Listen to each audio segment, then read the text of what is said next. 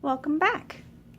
Here is the next part of our lesson. I'm going to go ahead and get started with filling in our Laurel Birch cat. I want to start off by just grabbing a brown, and I'm going to just outline my cat. Just the outlines. What I usually tell my students is pretend that you're whatever you're drawing with is your train, and the tracks are your pencil lines. You don't want your train to go off your tracks, so stay on your pencil lines. Now I'm not going to outline the eyeballs or the iris or pupil, whichever way you want to look at it. I don't think it's necessary. I think it'll end up mucking up the color.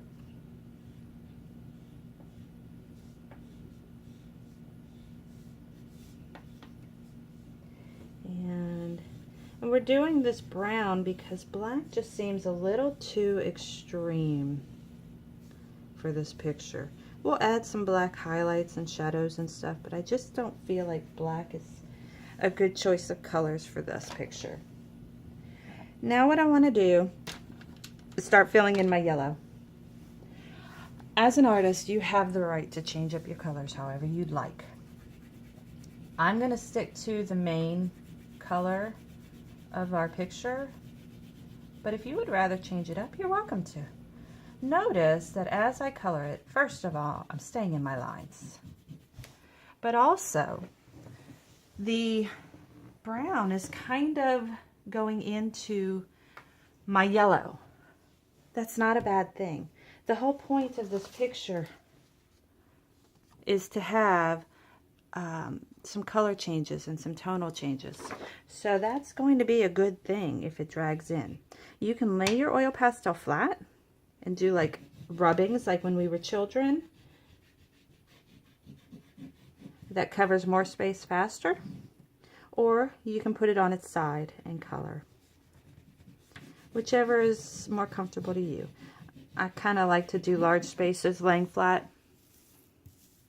I'm going to turn my paper because I really don't want my hand to be oily.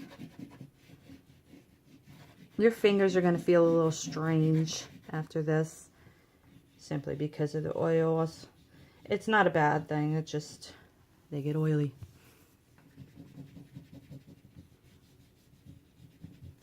Just trying to fill in everything that is yellow. I'm not going to fill in my nose, it's not yellow. Throw in some yellow into the whiskers, the bottom of the cheeks, the mouth, the body. There you go. Now, the interesting part about this is the outside of the picture is also mostly yellow. So go ahead and start filling it in. I'm going to go around my bird a little more neatly.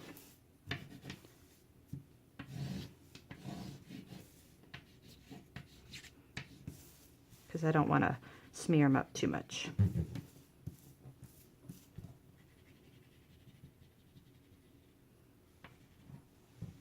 Okay, the last thing, weirdly, is that the eyes are yellow on the whites. So I'm going to throw in a little bit of yellow.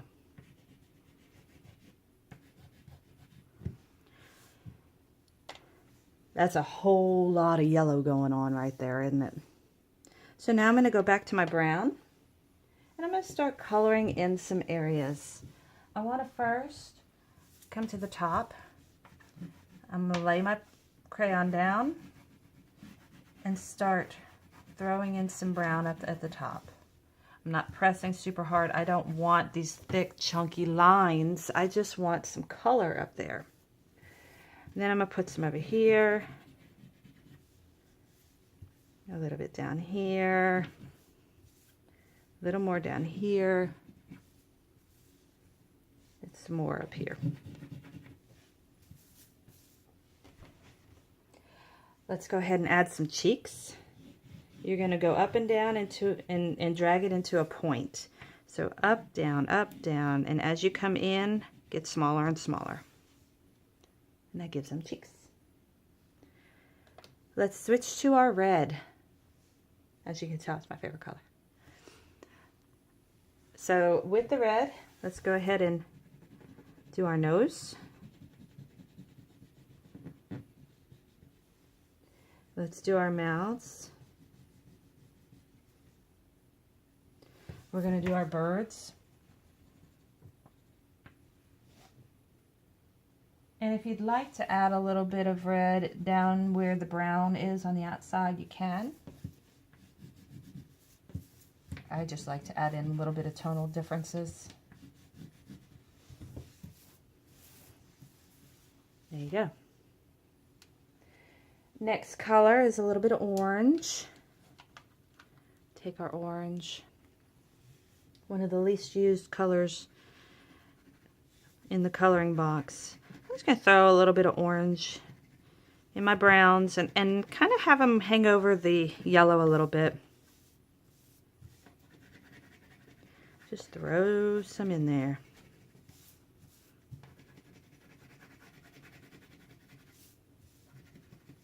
I think I'm going to put some in the body. Alrighty. And now for the really, really pretty color of blue. Let's see, let me find my blue. If I were blue, I would be, let's see, if you don't know what color, because sometimes the paper drags up over the color, just get a napkin and draw. That is very much a black. So we definitely don't want that one yet, but I am going to hold that out because we are going to use the black. I've got my blue, and with this blue I'm going to go ahead and do the eyes, but I'm not staying in the lines perfectly because they are smeared. It's not a perfect oval. I'll put a little bit in here, a little bit over here, some here, a little bit, just kind of wherever you feel the need to put some blue. I think I'm going to put some top. And a little bit on the tail. Oh, whoops, I did it on the head. I'm upside down. So we'll do it on tail and head. And let's take our brown again. And let's smear it in the blues a little, just in the centers. Just darken the tones a little. Now my nose is not looking right. I want to come to the side, add a little bit of shadow, and drag it out. Now if you like it like this, great. You can add more layers of yellow, like I have the yellow here. You can do more layers on top of layers and drag them, drag them, drag them. And really smear it up.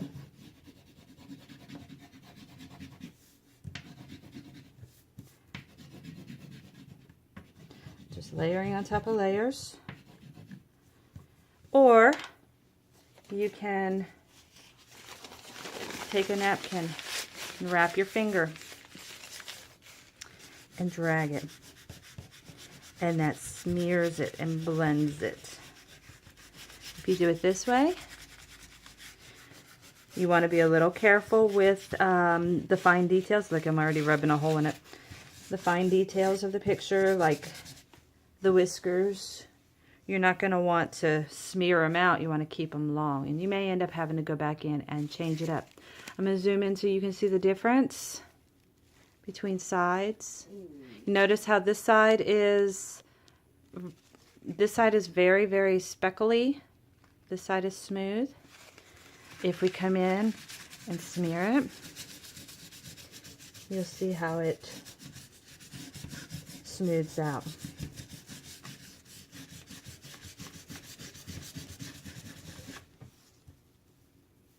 Pretty cool, huh? I'm going to go in. I'm going to zoom out a little bit so you can see it as I go. I tend to forget that I'm zoomed in and I start working off the camera. It's a bad habit I have, but sorry. And then I end up having to redo the video. Done it many times. Smear them in.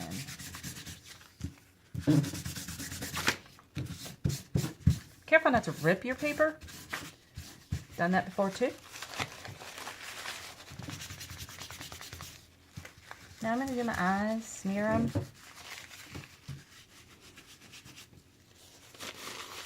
going to smear the centers of the eyeballs.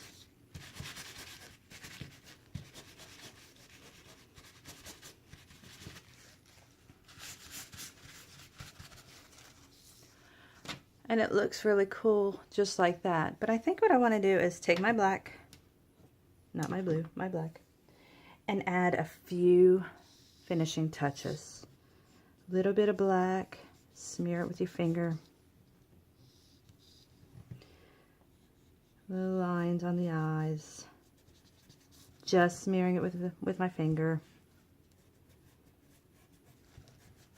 I'm going to go ahead and add my details to my bird.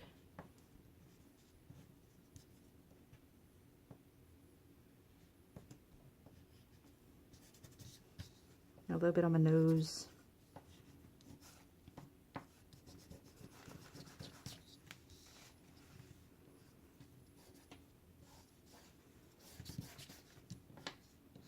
Just wherever you feel it needs a little bit of popping out. Not the whole thing. It's not about outlining. It's not a cartoon. You just want it to pop out.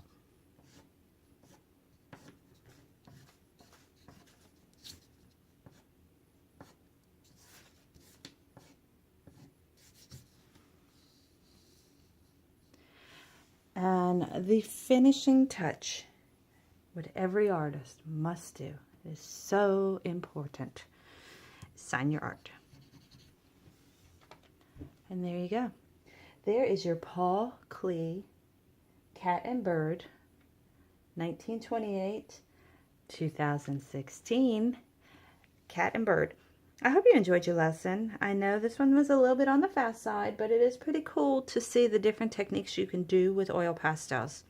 There's another thing that you can do. If you have baby oil available, you can use a Q-tip and dip it in the baby oil and rub it on the oil pastels, and it smears it as well. It gives it almost a watercolor look. Stay tuned to some of our future lessons and we'll be doing that technique. All right, you guys. Well, I've had a lot of fun working with you today, and I hope you have a wonderful day. Just keep creating. Thanks. Bye-bye.